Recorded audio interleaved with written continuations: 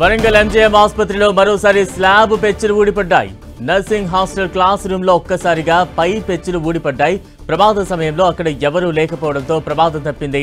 MGM ఆసుపత్రిలో వరుసగా పెచ్చులు ఊడిపడుతుండటంతో సిబ్బంది ఆందోళన వ్యక్తం చేస్తున్నారు. పాత భవనంలో నర్సింగ్ హాస్టల్ నిర్వహణతో తీవ్ర ఇబ్బందులు పడుతున్నారు విద్యార్థులు.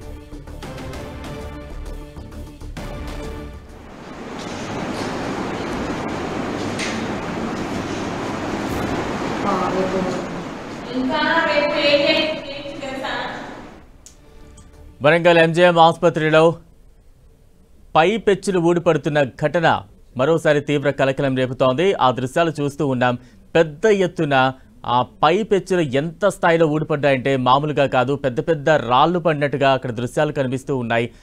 పాత భవనంలో నర్సింగ్ హాస్టల్ నిర్వహణతో తీవ్ర ఇబ్బందులు పడుతున్న దృశ్యాలైతే కనిపిస్తూ ఉన్నాయి.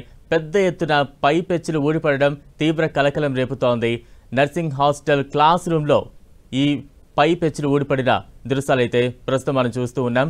ఇక తాజా అప్డేట్స్ అందించేందుకు మా ప్రతినిధి కుమారస్వామి సిద్ధంగా ఉన్నారు. కుమారస్వామి, వరంగల్ ఎంజిఎంలో తరచూ జరుగుతున్నటువంటి సంఘటనలు అటు రోగులను వైద్యులను భయాందోళనకు గురి చేస్తున్నాయి. ఎంజిఎం ఆసుపత్రిలో పైన ఉన్నటువంటి పైకప్పు పెచ్చులు ఊడిపడడంతో మొత్తం అక్కడ కింద పడడంతో భయానకమైనటువంటి వాతావరణం తెలుస్తుంది. నర్సింగ్ హాస్టల్ క్లాస్ రూమ్ లోపల ఊడిపడ్డటువంటి పెచ్చులు అక్కడ ఉన్నటువంటి విద్యార్థులని ఆందోళనకు గురి చేస్తాయి. ప్రమాద సమయంలో అక్కడ ఎవరు లేకపోవడంతో అక్కడ పెను ప్రమాదం తప్పిందని చెప్పవచ్చు. ఎంజిఎం ఆసుపత్రిలో ఇప్పటికే అంటే ఆసుపత్రి నిర్వహిస్తున్నటువంటి వార్డుల లోపల కూడా పెచ్చులు ఉన్నటువంటి సంఘటన జరిగినాయి. ఇప్పటి వరకు అధికారులు స్పందించడం లేదు.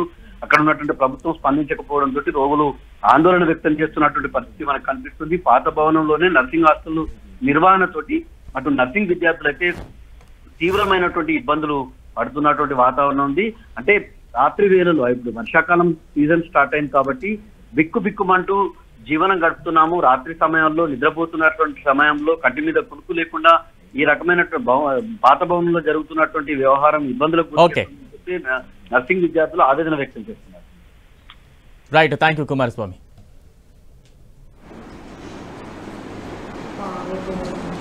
ఇంకా